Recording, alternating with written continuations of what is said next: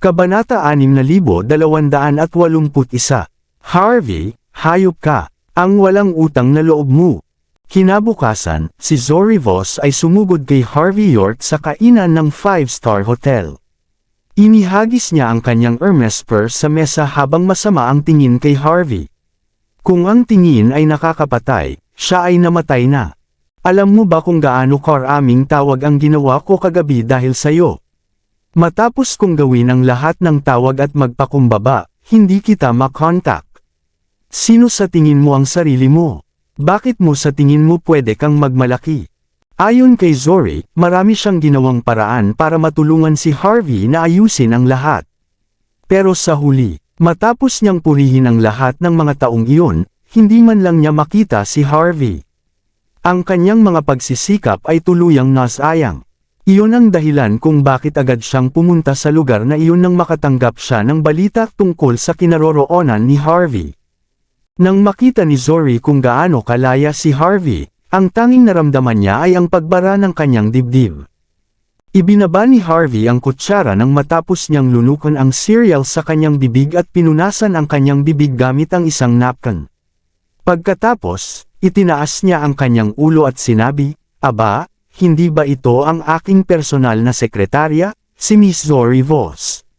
Sa ganyang uri ng pag-uugali, talagang mukhang boss kita, kaysa sa sekretarya ko. May importante ka bang sasabihin para magsalita ka ng ganito kaga sa umaga?" Ikaw, nanginginig sa galit si Zori nang makita niyang kalmado lang si Harvey. "Ano ba ang ugali mo, Harvey? Sa tingin mo ba gusto kong ayusin ang mga problema mo? Kung hindi dahil sa gusto ni Prinsesa Journey na ayusin ang isyong ito para sa'yo, wala akong pakialam." Pagkatapos, tinanong ni Harvey, "Anong uri ng problema ang kinasasangkutan ko?" Ngumiti ng malamig si Zori. "Hindi lang ikaw pinagmumura ni Cartier kagabi, idineklara mo rin ang sarili mong pansamantalang kasintahan ni Prinsesa Journey. Ang pinakamahalaga, binyantaan mo si Cartier bago ka umalis. Alam mo bang si Cartier ay mula sa grupo ni Mr. Wright? Ang pagsalungat sa kanya ay nangangahulugan na sinalungat mo rin si Mr. Wright. At kung sinalungat mo si Mr. Wright, hindi na siya kailangang gumawa ng anumang personal. Hindi na niya kailangang sabihin. At maraming tao ang handang putulin ka para mapasaya si Mr. Wright." Ngumiti lang si Harvey. "Isa ka ba sa kanila?" "Ikaw." Naramdaman ni Zori na nakita siya. "Hindi ako. Sinabi ko sa'yo na narito ako para tulungan kang harapin ang mga problema mo. Hindi ko alam kung huli na ba, pero sumama ka sa akin." Tiningnan siya ni Harvey ng nakakaloko at tinanong, "Sasama sa'yo? Para saan? Para magmakaawa at humingi ng tawad kay Cartier? O para umamin na nagkasala?" Umungol si Zori. "Matalino ka, pero dapat mong malaman na hindi ito isang pagkakataon na libre para sa'yo. Kung hindi dahil sa ginamit ko ang lahat ng impluwensya ng aking pamilya, hindi ka man lang magkakaroon ng pagkakataon na magmakaawa para sa awa. Maaaring mawala ka na lang sa loob ng ilang araw." Si Harvey ay na-amuse. "Kung ganoon, talagang nag-aalala ka. Dapat ba akong magpasalamat sa'yo? May natitira ka pang konsensya, at least." Umungol si Zori at hindi mapigil ang mawala ng gana sa kung paano susuko si Harvey. Gaya ng inaasahan ni Journey Stanton. Puro salita lang si Harvey at walang gawa. Kahit na kumilos na parang lalaki kagabi, nanginginig na siya sa kanyang mga paa. Ang hinihintay lang niya ay ang pagkakataon na magmakaawa at humingi ng awa. "Kung ganoon, sumama ka sa akin. Kung huli na tayo, wala ka ng pagkakataon na magmakaawa." Mabilis na nilapitan ni Zori si Harvey at gustong hilahin siya para sumama sa kanya. Nang subukan ni Zori Voss na hilahin si Harvey York patayo, agad niyang tinulak ang kamay ni Zori palayo. "Ikaw." Nararamdaman ni Zori na halos sumabog siya nang makita kung paano kumilos si Harvey. "Anong klaseng ugali yan? Sa tingin mo ba nagbibiro ako sa'yo?" Sumagot lang si Harvey, "Nakikita ko ang iyong pagka-emosyonal, Miss Voss. Pero kung tama ako, hindi ka talaga nagiging tapat nang humingi ka ng awa para sa akin, tama ba? Ginawa mo ang lahat ng iyon dahil, kung hindi ako susuko, ikaw din ay mapapahamak sa gulo na ito, tama ba? Ikaw ang nagdala sa akin dito. Kung nag-aalala ka tungkol doon, huwag kang mag-alala. Bago matapos nila ako, hindi nila ibabalang ang kanilang galit sa iyo. Bukod pa rito, ipapakita ko sa kanila ang respeto na nararapat sa kanila sa lalong madaling panahon. Ang kailangan mo lang gawin ay panoorin mula sa gilid. Wala kang kinalaman dito. Ikaw, nagsimula ng manginig si Zori sa galit nang marinig niya iyon. Bakit hindi mo ako maintindihan? Makikita ko kung saan ka pupunta. Binibigyan kita ng 1 pulgada at kinuha mo ang 1 milya. Ang walang utang na loob mo at nakakatawa. Pinagalitan ni Zori si Harvey dahil sa galit bago siya tumalikod at handang umalis. Gayunpaman, nakagawa lang siya ng 2 hakbang pasulong bago niya biglang naalala ang isang bagay. Tumingin siya pabalik at malamig na tiningnan si Harvey, tama, may isa pang bagay na kailangan kong ipaalala sa'yo. Dapat mong itigil ang pakikipag-ugnayan kay Journey. Hindi ka kailanman magiging karapat-dapat para sa kanya. Tulad ng araw na hindi sumisikat mula sa kanluran. Minsan, kung masyado kang ambisyoso, walang magandang mangyayari kundi ang paglapit mo sa kamatayan. May babala sa mga mata ni Zori. Si Journey ay isang tunay na anak ng isang kilalang pamilya.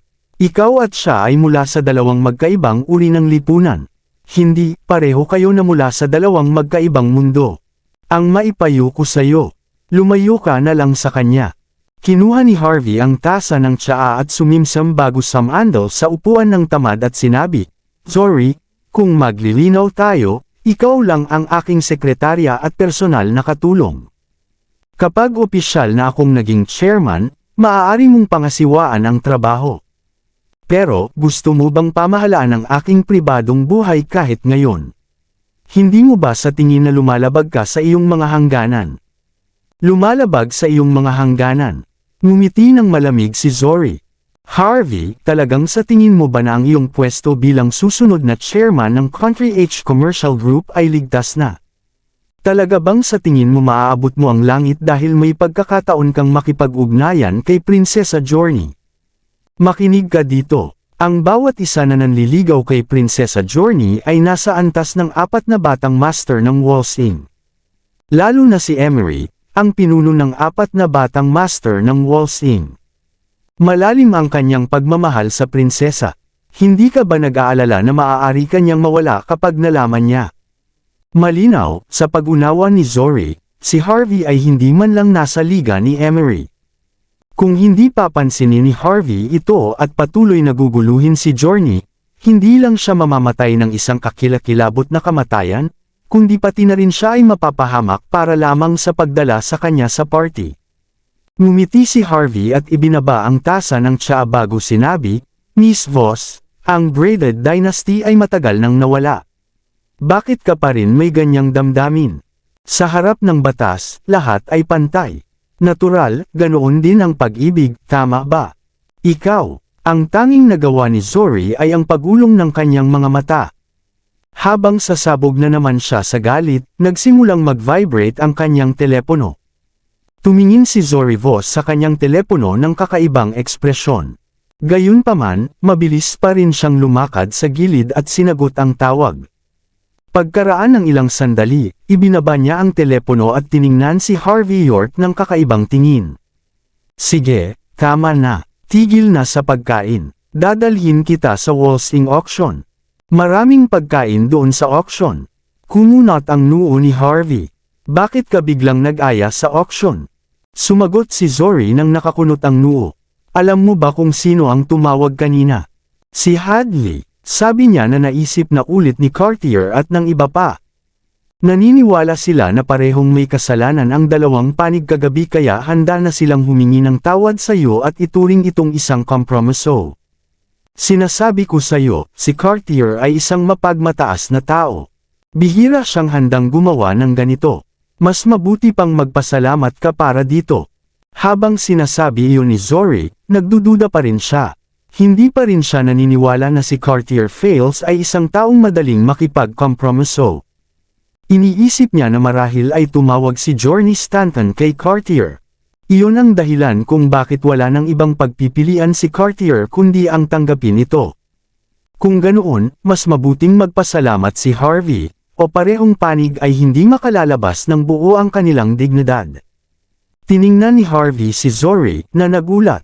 Sa pananaw niya, hindi mukhang isang taong hahayaan lang ang lahat ni Cartier ng walang magandang dahilan.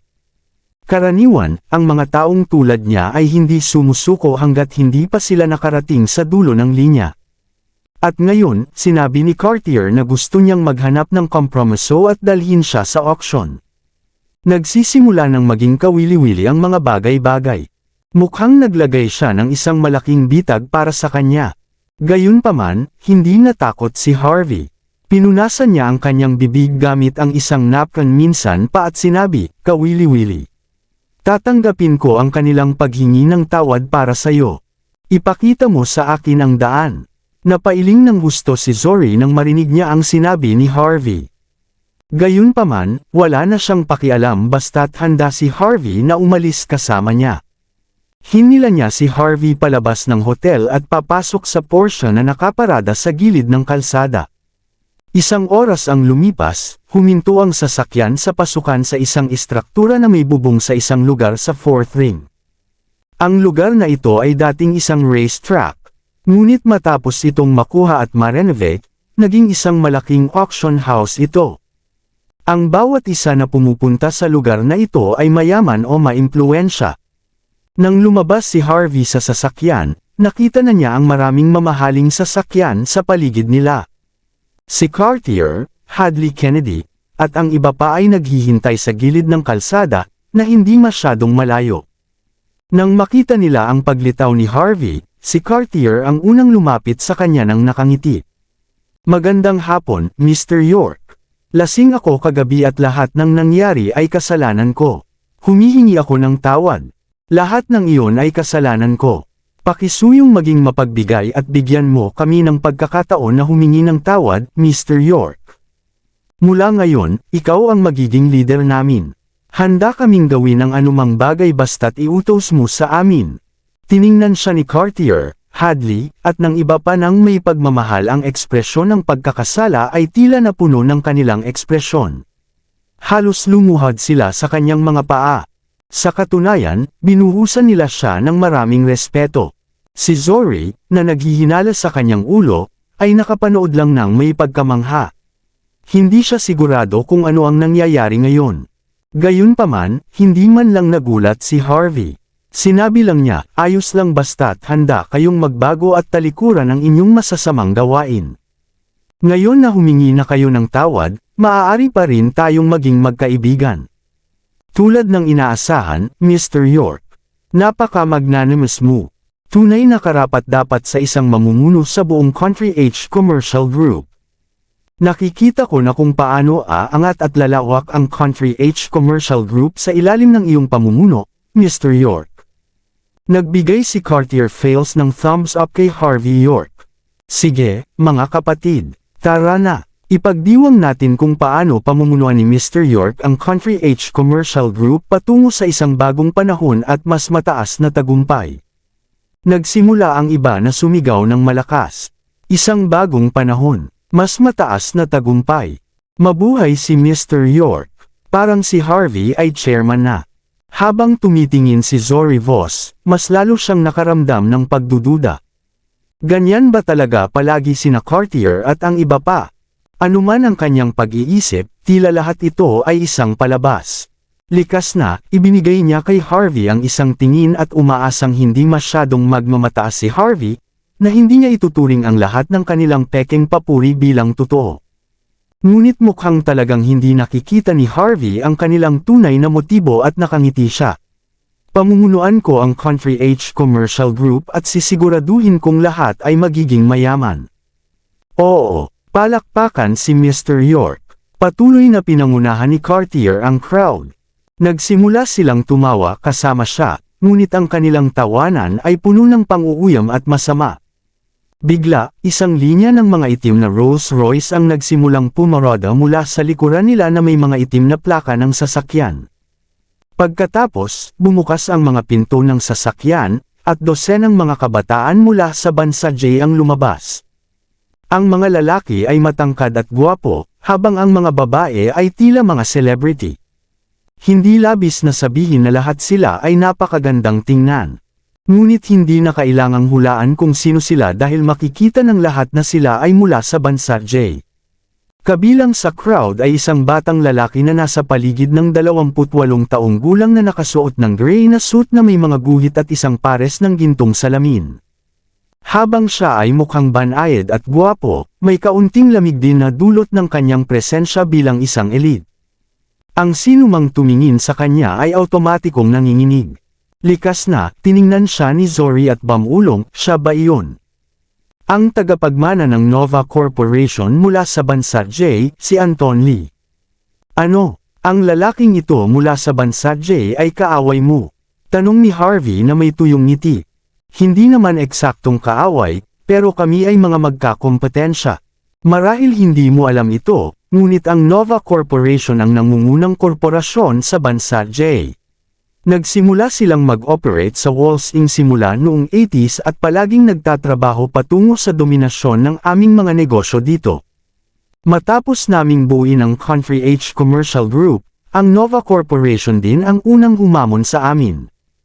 Ang magkabilang panig ay napakakompetitibo sa isa't isa, lalo na sa negosyo. Madalas kaming nag-aaway ng todo. Mukhang papasok tayo sa isa pang alitan ngayon. Sa oras na ito, napagtanto ni Anton na ang mga tao sa kabilang panig ay nag-uusap tungkol sa kanya. Bahagyang inikat niya ang kanyang ulo at inalis ang kanyang salamin, at pinunasan ito. Pagkatapos, nagtanong siya ng may interes, mga tao mula sa Country H Commercial Group. Ano, hindi niyo ba alam na hindi kayo dapat humarang sa daan? Lumayo kayo at umupo doon, mga tuta. Wala kayong karapatang harangan ang daan ni Mr. Lee. Basura. Nagsimulang mag-ugong ang iba pang tao mula sa bansa J na tila gustong magsimula ng gulo. Ngumiti si Cartier ng malamig at sinabi, tinatawag mo ba ang aming chairman, si Mr. York, na tuta? Mayroon ka bang pagnanasa sa kamatayan? Maraming salamat sa lahat ng sumusubaybay. Please subscribe and follow my YouTube and Facebook channel, Filipino Novel. Maraming salamat po. Kabanata 6285. Mr. York. Ang isa sa mga lalaki mula sa bansa J ay bahagyang nagulat bago yumuko at ibinulong ang isang bagay sa mga tainga ni Anton. Nang marinig ni Anton ang mga salitang Mr. York, nagkaroon ng kislap ng interes sa kanyang mga mata. Umikot ang kanyang mga labi sa isang makahulugang ngiti matapos makinig sa ulat ng kanyang nasasakupan. Mukhang umabot na sa katapusan ang Country H Commercial Group. Si Mr. Stanton ay namamatay na rin. Kaya pinili niyang ipasa ang kanyang posisyon sa isang batang tao. Si Mr. York, tama ba? Biglang nagtanong si Anton habang tinitingnan si Harvey York. Ang Country H Commercial Group ang pinakamalaking kakumpetensya namin para sa Nova Corporation sa auction ngayon. Gayunpaman, ang taong ito ay hindi si Mr. Stanton, kundi isang hindi kilalang tao na tulad mo na bigla na lang lumitaw. Kaya, ipapahayag ko ito ng malinaw dito at ngayon. Mas mabuti pang huwag kang makipagkumpetensya at huwag humarang sa aking daan. Kung hindi, tiyak na pagsisisihan mo ang ginawa mo. Matapos iyon, inikot ni Anton ang kanyang kamay at mayabang na pinangunahan ang kanyang mga tauhan papasok sa auction house. Nang makita ni Harvey ang nangyari, pinisil niya ang kanyang mga mata. Mukhang ang plano ni Cartier Fails ay may kaugnayan sa kung ano ang balak ni Anton na ibid. Sigurado siya dito. Sa oras na ito, nagpalitan ng tingin sina Cartier at ang iba pa. Si Cartier ang unang lumapit at nagsalita ng malamig. Mr. York, paano siya naglakas loob na maging mapagmataas sa harap mo? Huwag silang bigyan ng awa mamaya. Tama iyon. Hindi mahalaga kung mula sa pananaw ng Country H Commercial Group o sa iyo, hindi tayo dapat magpakita ng kahinaan. Kailangan nating kunin ang kahit ano ang gusto nila mula sa kanila. Ipapakita natin sa mga bastardo kung gaano kalakas ang kanilang mga kalaban. Nagsimula ang grupo na sulsulan si Harvey, at umaasang kikilos siya kaagad at lalaban kay Anton hanggang sa dulo. Nais sanang magsalita ni Zoe Voss, ngunit pinigilan niya ang kanyang sarili. Nais niyang ipaalala o tuluyang pigilan si Harvey, ngunit binigyan siya ni Hadley Kennedy ng isang brutal na tingin. Tumingin si Harvey sa kanya mula sa sulok ng kanyang mata at ngumiti, "Sige, dahil lahat ay sabik na, pumasok na tayo."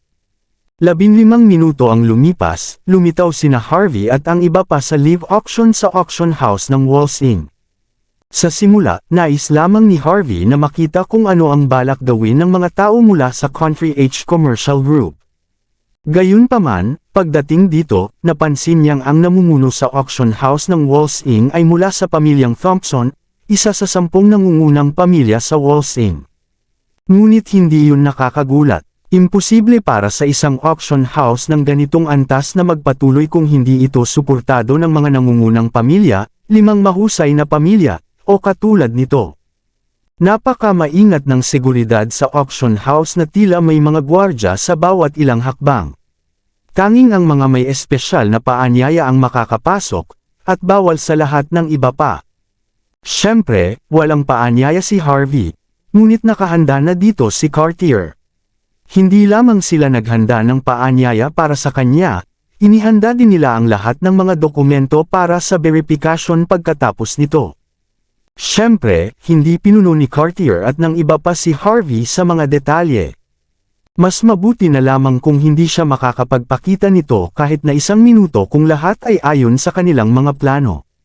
Sa pinakamababang antas, magiging kaaliwan para sa kanila kung siya ay mapapahiya sa isang lugar na tulad nito.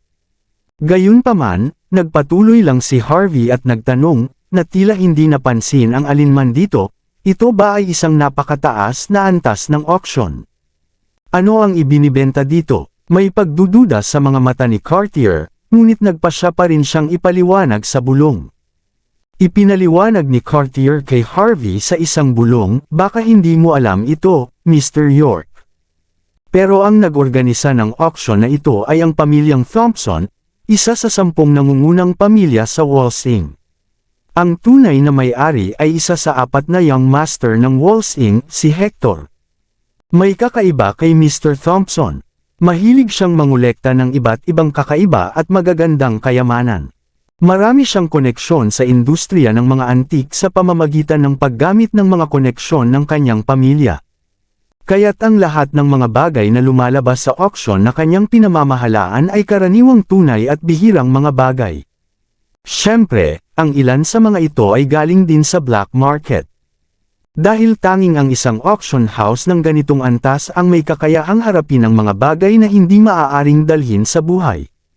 Iyon din ang dahilan kung bakit napakahigpit ng seguridad sa auction house na ito. Sabi naman ni Harvey, mukhang talagang magaling ang auction house na ito dahil personal na pinamamahalaan ito ni Hector. Tama iyon, sabi ni Cartier nang may inspirasyong buntong hininga. Ang 4 na young master ng Walls Inc. ay hindi isang bagay na ginawa natin ng basta-basta. Hindi lamang ang mga ibinebentang bagay ay napakamahal, ginamit pa niya ang reputasyon ng kanyang sariling pamilya upang garantyahan na lahat ng nandito ay tunay.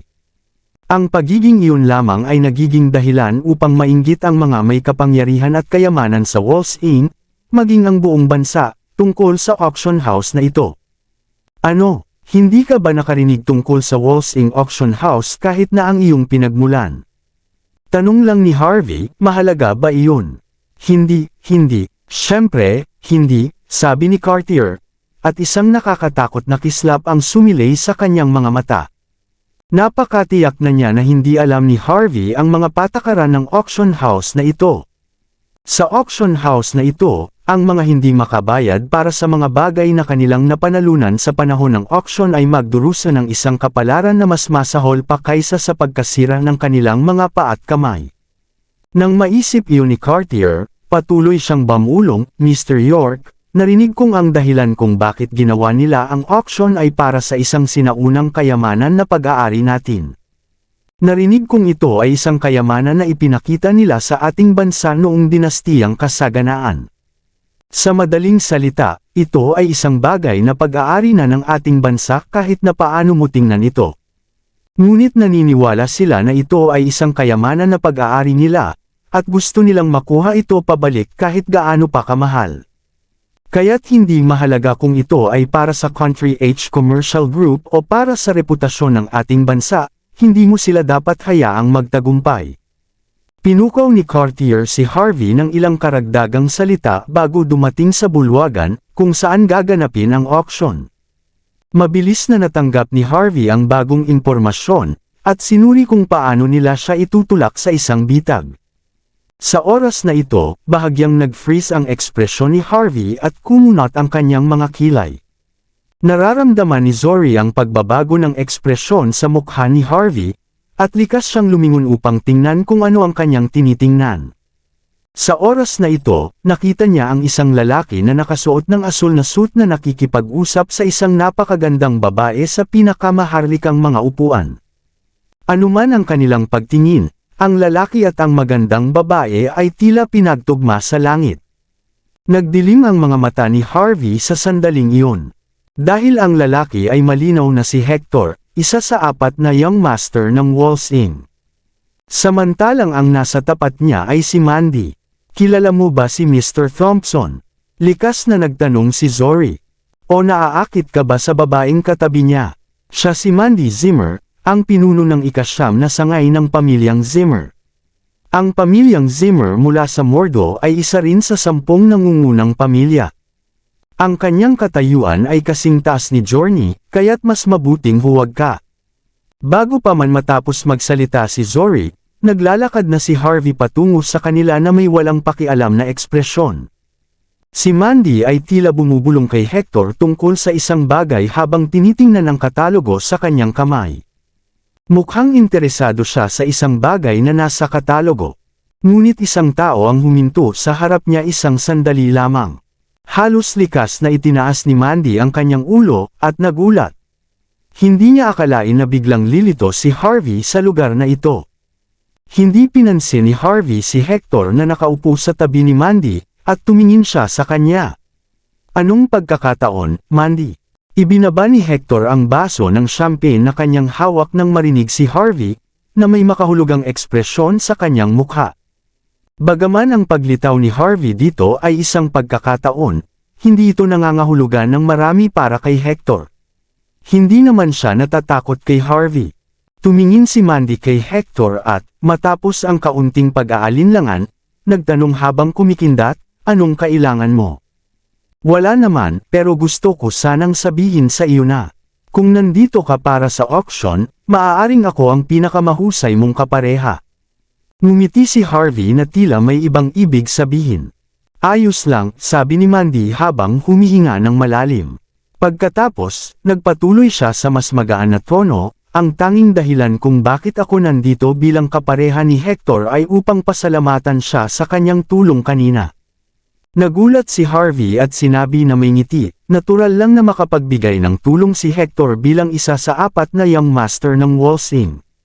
Sa kabaligtaran, hindi na kita matutulungan, tama ba?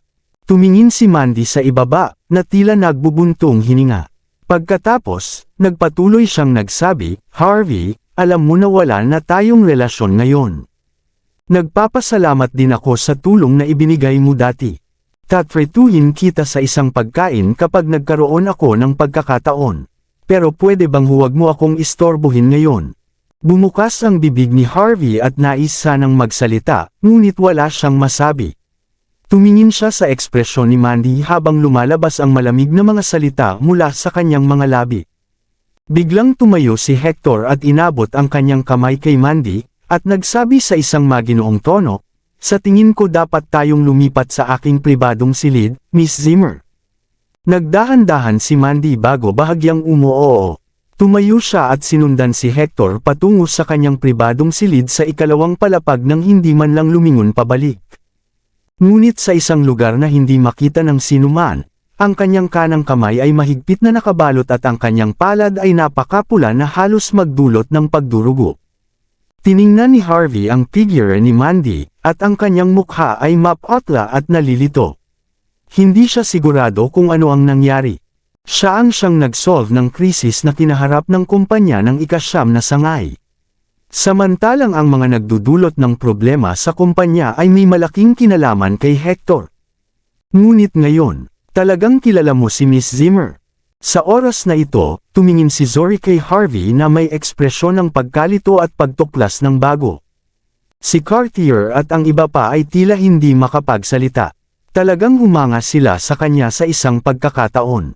Hindi lang siya nanligaw kay Journey, tila nanligaw din siya kay Mandy. Talagang may pagnanasa siya sa kamatayan. Hindi ko siya kilala, inisip ko lang siya na ibang tao. Huminga si Harvey ng malalim at kumalma habang sinasagot ang tanong ni Zori. Gayunpaman, nagtataka ako kung ano ang balak ni Hector na e-auction na kinakailangan niyang narito ng personal. Pwede mo bang alamin para sa akin? Medyo nagulat si Zori. Akala niya ay gagawa ng hakbang si Harvey laban kay Hector, kaya hindi siya kaagad sumagot. Si Cartier, na nakatayo sa tabi ni Zori, ay nag-isip at sinabi, kung hindi ako nagkakamali, si Mr. Thompson at Miss Zimmer ay nandito para sa I'd bid. Narinig kong may espesyal na kahulugan ito para sa mga Zimmer. Ang I'd bid, bulong ni Harvey, ibinigay na niya ang siyam na bids of ice kay Mandy. Ano ang kanyang ginagawa sa pag-o-auction ng isang I'd bid dito ngayon? Huminga ng malalim si Harvey matapos bigyan ng ilang sandali ang kanyang sarili upang pakalmayan ang kanyang emosyon.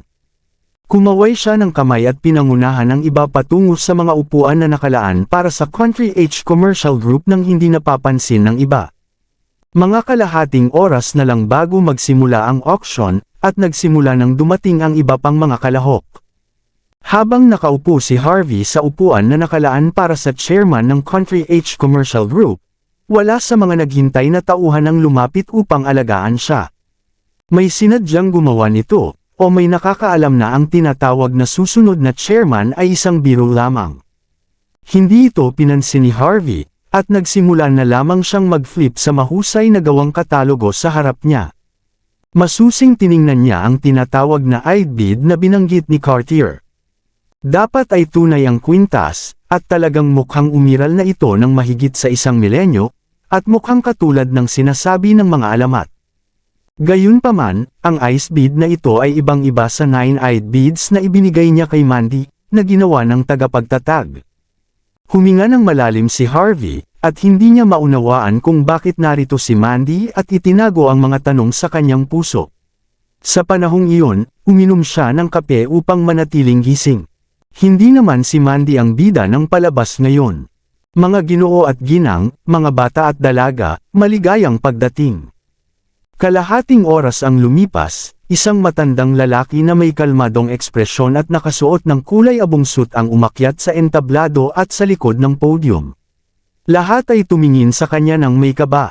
Opisyal nang magsisimula ang auction ngayon. Kasunod ng kanyang anunsyo, ang unang item sa auction ay agad na lumitaw. Ito ay isang kwintas na nabuo ng 108 na kwintas, lahat ay individual na ginawa mula sa ngipin ng mammoth.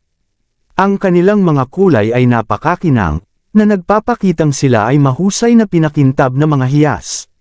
Sa kalidad, ang mga ito ay perpekto. Ang ganitong bagay ay isang bihirang antik kahit na ikukumpara ito sa mga inaalok ng mundo.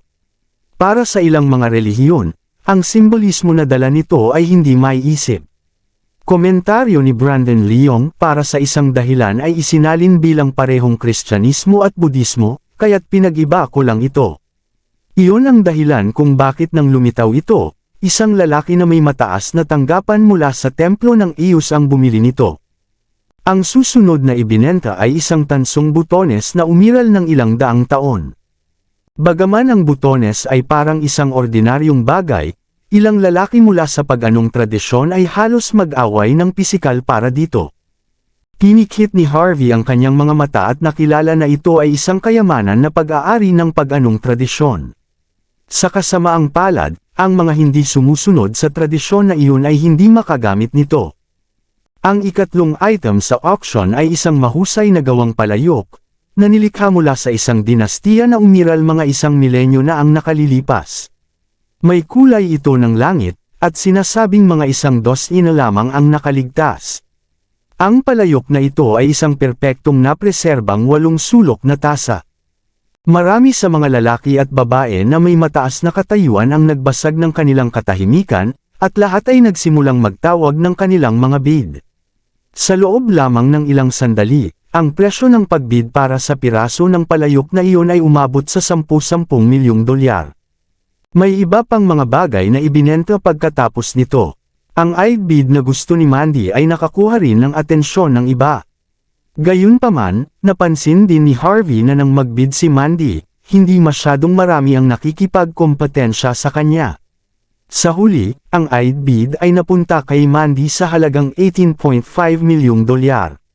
Nagdilim ang mga mata ni Harvey, ngunit hindi niya pinigilan ang pagkuha nito. Ang susunod nating item, ang Seal of the Monarch. Ayon sa mga alamat, noong kasagsagan ng dinastiyang Kasaganaan, ang naghaharing monarkiya noon sa bansa J ay isang tributaryo rin ng dinastiya. Ibinigay nila ang kanilang Seal of Monarchy sa dinastiya. Ito ay kumakatawan sa isang bahagi ng kasaysayan para sa bansa J, ngunit marami sa kanilang bansa ang itinuturing itong isang kasaysayan ng kahihiyan. Habang kalmado ang pagpapaliwanag ng matandang lalaki sa ibinebentang item, agad na nalaman ni Harvey na ito ang hinahanap ng mga lalaki mula sa bansa J. Sa nakaraang ilang taon, ipinagmamalaki nilang sila ang pinakadakilang bansa sa mundo. Hindi nila hahayaan ang isang bagay na kasing halaga ng Seal of the Monarch sa bansa H. Kaya't gagamitin ni Anton ang lahat ng kanilang makakaya upang makipaglaban para dito. Samantala, ang mga tao mula sa Country H Commercial Group ay nais na pukawin si Harvey upang makipagkumpetensya para sa Seal of Monarch. Tulad ng inaasahan, bago pa man gumawa ng anumang kilos si Harvey, si Cartier ay nakayuko na sa tabi ni Harvey at bamulong, ito na iyon, Mr. York. Hindi natin dapat hayaang makuha nila ito. Kung hindi, maaari nilang ipahayag na noong nakaraan, ang ating bansa ay tributaryo ng kanilang bansa matapos nilang wasakin ang Seal of the Monarch. Ang tungkulin ng Country H Commercial Group ay protektahan ang komersyal na mundo ng bansa H. Hindi natin dapat hayaang manalo ang mga taong ito mula sa bansa J at ikalat ang kanilang mga kasinungalingan. Mr. York, kailangan mong gawin ito para sa Country H Commercial Group at para rin sa ating bansa. Pinikit ni Harvey ang kanyang mga mata at tumingin sa Seal of the Monarch sa podium. Pagkatapos, nagtanong siya, kung magbid ako at nanalo, sino ang magbabayad? Sabi naman ni Cartier, ikaw ang magbabayad, syempre. Pero hindi ka pa opisyal na chairman, kaya hindi mo magagamit ang mga resources ng Country H Commercial Group. Tumango si Harvey at sinabi, nangangahulugan din iyon na kung nagawa kong manalo sa auction, ang seal na iyon ay magiging personal kong pag-aari at hindi ng Country H Commercial Group. Syempre, desidido ang sabi ni Cartier. Lahat ay nasa kamay mo na ngayon, Mr. York. Ang panimulang bid ay 1.5 milyon. Hayaan mo akong tulungan kang doble ito ngayon, Mr. York. Bago pa man matapos magsalita si Cartier, ngumiti si Harvey at dahan-dahang itinaas ang kanyang kamay, 150 milyong dolyar. Katahimikan ang bomb-alot sa buong auction hall nang sabihin iyon ni Harvey. Si Anton at ang kanyang mga kasama ay nagulat, dahil gagawin na nila ang bid. Agad na naging maasim ang kanilang ekspresyon. Ang mga mata ni Anton sa likod ng kanyang gintong salamin ay tumitig kay Harvey na may hangarin na pumatay. Hayop, ganoon ba dapat ang pagbid? Inaasahan niyang tataasan ng 1 milyon ang mga bid ng iba. Sa halip, agad na itinaas ni Harvey ang bid sa 150 milyong dolyar. Paano ba makikipagkompetensya ang iba? Malinaw na hinahamon sila ng lalaking ito. Gayunpaman, ang tanging nagawa nila ay ang magngalit ng kanilang mga ngipin dahil walang ibang nagbid pagkatapos nito. Si Harvey ang nagbid, kaya hindi naman siya nagdudulot ng anumang problema dito. Sa oras na ito, isang mapang-uyam na boses ang narinig mula sa VIP room at sinabi. Ayon sa mga patakaran ng aming auction house, ang pinakamataas na bid ay 1.5 milyon. Ipinapahayag kong ang 150 milyong bid ay walang bisa. Iuulit namin ang pagbid. Kalmado at pamilyar ang boses. Si Hector ito ng pamilyang Thompson, isa sa 4 na Young Master ng Walls Inc. Pinikit ni Harvey ang kanyang mga mata at tumingin sa direksyon ng VIP room. Iniwasan na niya ang pagdudulot ng problema sa kanila. Sa kabila nito, ipinagkakalob ba siya ni Hector sa kanya sa isang pilak na plato? Nagbigay kay Harvey ng nakakaalam ng ngiti sina Cartier at ang iba pa nang marinig nila ang inihayag ni Hector. Anong malas? Kabanata 6,290. 3 milyon. Para bang naramdaman niya ang kabaitan mula kay Hector, at tiningnan ni Anton si Harvey at iniwas ang kanyang mga mata bago itinaas ang kanyang paddle sa ere.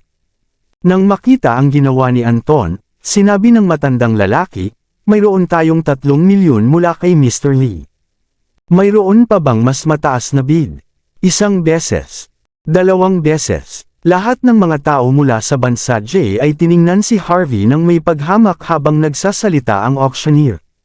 Lahat sila ay hinamak siya, na parang ipinapahayag sa mundo na wala si Harvey ng karapatan na makipagkompetensya kay Anton. Nanatiling tahimik ang lahat ng iba pa sa auction house. Alam nilang lahat kung sino si Hector. Nang ipahayag niya na ang $150 milyong na bid ni Harvey ay walang bisa, sapat na iyon para matuto sila mula sa aksyong iyon. Nangangahulugan iyon na nais ni Hector na bigyan ng pabor si Anton, na gustong makuha ang sale kahit ano paman.